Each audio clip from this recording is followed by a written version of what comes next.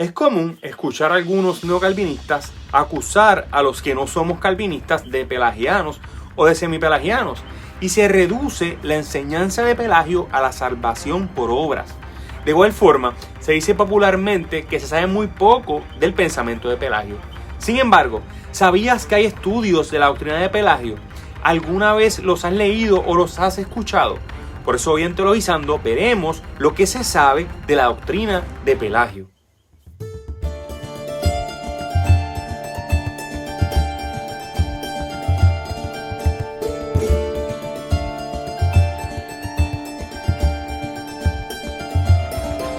Pelagio como tal, él fue un monje británico que nació a mitad del siglo IV y que difundió sus enseñanzas a principios del siglo V. Lo que más lo motivó a difundir sus ideas fue el crecimiento del maniqueísmo y cómo él veía que esas ideas se estaban infiltrando en la doctrina cristiana. En ese sentido, veía en Agustín a uno de los proponentes de la doctrina maniquea, y era algo novedoso para la iglesia. Ante el avance de esta doctrina, él propuso su forma de pensar. No se tiene acceso a todo su pensamiento, porque mucho se ha perdido. Sin embargo, algunos han tratado de reconstruirlo. En este caso, utilizaremos como fuente la obra de Robert F. Evans, titulado Pelagio, Preguntas y Reevaluación. Para entender el pensamiento de Pelagio, lo primero que tenemos que ver es cómo él veía el maniqueísmo, que era lo que veía él que se estaba infiltrando en la iglesia. El maniqueísmo veía el pecado como un mal necesario en la humanidad. En ese sentido, no existía la voluntad para pecar o no pecar, porque el hombre ya nacía siendo pecador, aún sin haber pecado. El pecado entonces era como una sustancia que manchaba la naturaleza humana, pero esta sustancia tenía que haber sido también parte de la creación, de modo que el pecado, según la visión que él tenía del maniqueísmo, también había sido producido por Dios. Entonces, el bautismo de infantes era el método para limpiar el pecado original de los niños al nacer. Así era que Pelagio entendía el pecado original desde Génesis, y así él entendía que lo enseñaba Agustín. Ya entrando a mirar la propuesta teológica de Pelagio, él era dispensacionalista, pero no en el sentido escatológico que hoy conocemos popularmente, sino en el sentido soteriológico, o sea, de la salvación. Él veía la historia de la salvación en fases específicas, en dispensaciones. Pero según su visión, el plan de Dios salvífico para la humanidad se dividía en 3 etapas. El primero era antes de la ley de Moisés, el segundo fue durante la ley de Moisés y el tercero era después de la ley de Moisés. Así que en ese sentido, la ley de Moisés era la bisagra, por así decirlo, de ir o de cambiar entre dispensación a la otra y a la otra dispensación.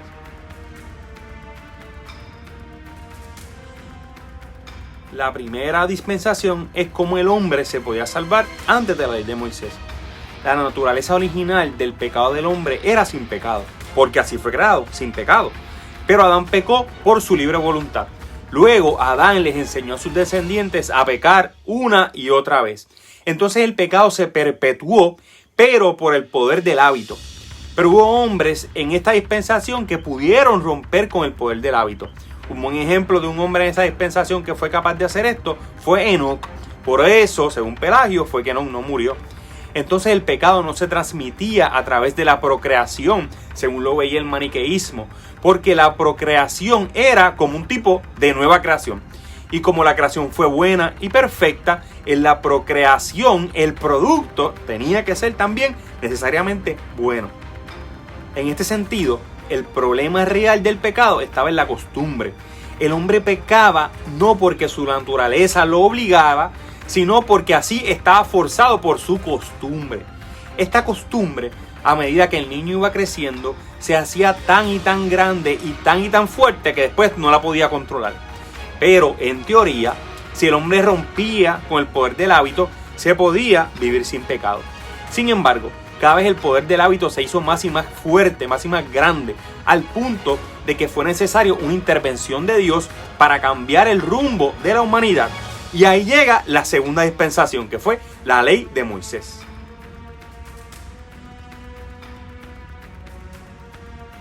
La ley que había sido entregada a Moisés estaba pensada para que el hombre regresara a su estado original. Pero para Pelagio la ley ceremonial era inverosímil y lo que importaba era la ley moral. Si se cumplía con la ley, que era la moral, el hombre podía vivir bajo la voluntad de Dios. Entonces, esta ley era un tipo de gracia, porque al cumplirla se hacía la voluntad de Dios.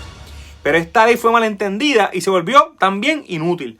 Entonces fue necesaria la llegada de la tercera dispensación, que fue la dispensación de la ley según Jesús.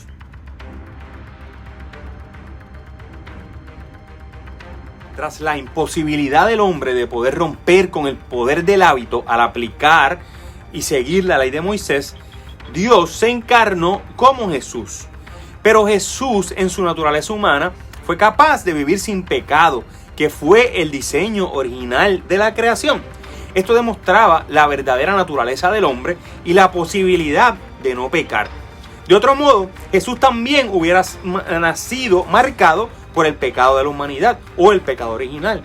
Luego, la muerte de Jesús cumplió un rol de sustitución del hombre, de justificación y de enseñanza. Al aceptar a Cristo, el hombre es justificado y se compromete a vivir según las enseñanzas de Jesús que suponen la ley de Dios.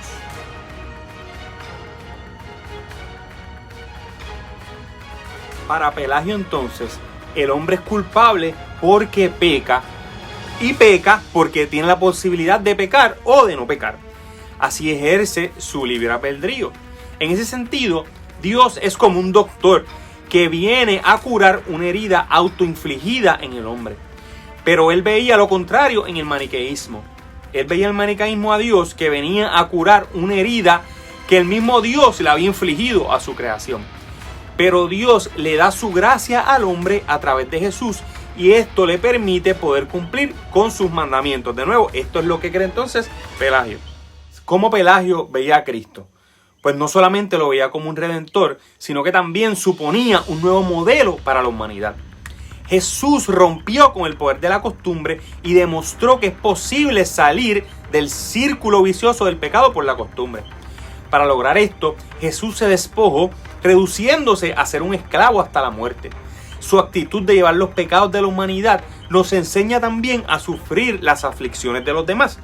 Finalmente, su propósito de nacer en una cuna pobre fue que nosotros rechazáramos también las riquezas. Jesús nos revela la ley de Dios y espera que nosotros, luego de la justificación, sigamos su modelo. ¿Y en qué acto se conseguía el perdón de los pecados? Pues en el bautismo. Con el bautismo el hombre alcanza el estatus de justificado y se revierte su estado a ser un hombre, de ser un hombre pecador, a la naturaleza real del hombre, que es la de un hombre sin pecado. Entonces la gracia ayuda al hombre a permanecer en su estado original luego de la regeneración.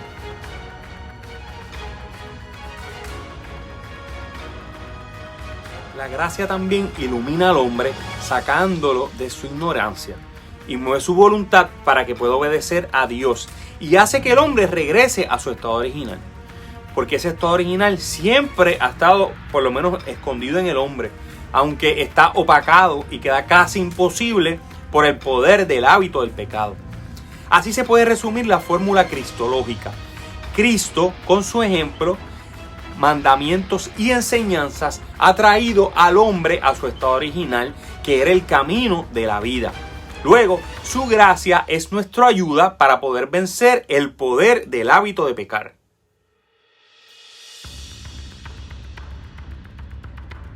En cuanto al Espíritu Santo, este también cumple un rol en el creyente. Nos permite vislumbrar la gloria futura para que deseemos las cosas divinas y la ley de Dios y no las cosas terrenales y sus placeres. Al final, el hombre tiene dos necesidades: revelación y conocimiento. La revelación viene por la gracia que viene con Jesús y el conocimiento lo adquirimos a través de las Escrituras. O sea, este conocimiento no es un conocimiento secreto, según lo entendían los gnósticos. Al seguir esta fórmula, el hombre podía vivir sin pecado. Para Pelagio, la gracia se componía de tres elementos: redención, revelación y modelación. Con el bautismo se recibía el beneficio de la muerte redentora de Cristo, de modo que la redención venía en el bautismo.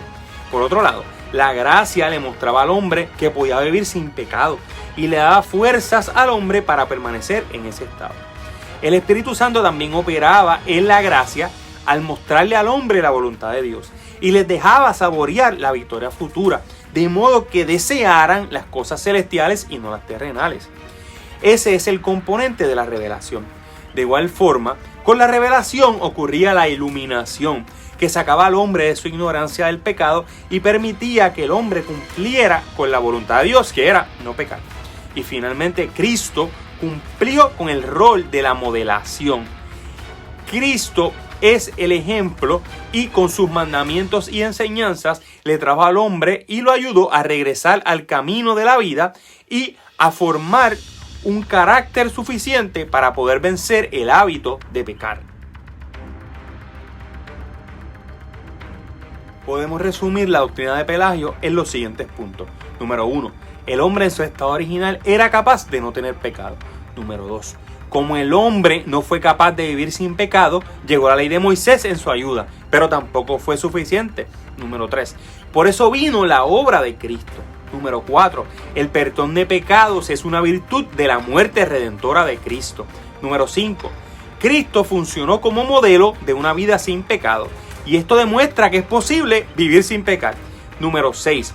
Las enseñanzas de Jesús nos hacen encontrarnos con la gracia que hay en su ley, en la ley de Jesús. Número 7. Lo que el hombre necesita es revelación y conocimiento. El conocimiento viene de la Escritura, o sea, fue lo dejado por Cristo y sus apóstoles, y la revelación es la verdad que el hombre necesita entender en su naturaleza para que la gracia lo ayude a vivir de acuerdo a la verdadera naturaleza que tiene el hombre. Bueno, y ahora viene la gran pregunta. ¿Enseñaba Pelagio la salvación por obras? Pues yo diría que por un lado sí y por otro no. Sí, porque él creía que el estado original del hombre está todavía dentro de él y de alguna forma quizás se podía alcanzar. Y el mejor ejemplo de que esto era posible fue Jesús mismo, que como hombre vivió sin pecado. Y por otro lado no, porque después de la llegada de Jesús, Él es quien nos justifica y nos revela su ley, para que con la ayuda del Espíritu Santo el hombre viva sin pecado. Pero el hombre debe esforzarse para no pecar, siguiendo la ley de Dios según es manifestado por el Espíritu Santo. Y esto ha sido un resumen de lo que fue la teología de Pelagio. Si tienes alguna duda, alguna pregunta o algún comentario, te invito a que lo dejes aquí abajo. Recuerda, esto no es mi idea, esto es un resumen de lo que yo encontré, que es lo que en verdad pensaba Pelagio.